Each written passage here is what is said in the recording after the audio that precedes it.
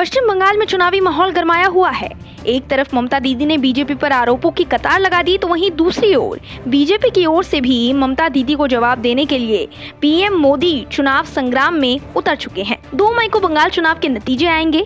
इसी बीच गहमा गहमी में दीदी ने चुनाव आयोग पर ही निशाना कस दिया। प्रधानमंत्री नरेंद्र मोदी ने आज पश्चिम बंगाल के हुगली जिला में एक रैली को संबोधित करते हुए ममता बनर्जी के चुनाव आयोग पर लगाए गए आरोपों को लेकर कटाक्ष किया है। प्रधानमंत्री ने कहा है कि क्रिकेट के मैदान में अगर कोई खिलाड़ी बार बार अंपायर पर सवाल उठाए तो समझो उसके खेल में खोट है। चुनाव के मैदान में कोई कभी ईवीएम को गाली दे, कभी चुनाव आयोग को, तो समझो उसका खेल शेष है। पीएम ने आगे कहा कि दीदी ने दावा कर लोगों के आत्मसम्मान को ठेस पहुंचाई है कि लोग पैसे लेकर भाजपा की रैलियों में आ रहे हैं। उन्होंने कहा तृणमूल कांग्रेस के राजनीतिक उद्देश्य के लिए दोहन के बाद सिंगूर की उपेक्षा की। इलाके में कोई उद्योग नहीं है और किसान परेशान है। पीएम मोदी ने दीदी पर शिकंजा कसते हुए ये भी कहा कि दीदी की बौखलाहट का एक बहुत बड़ा कारण है उनके 10 साल का रिपोर्ट कार्ड। पुरानी इंडस्ट्री बंद, नई इंडस्ट्री का रास्ता बंद, नए निवेश, बिजनेस और चाकरी की संभावनाएं बंद।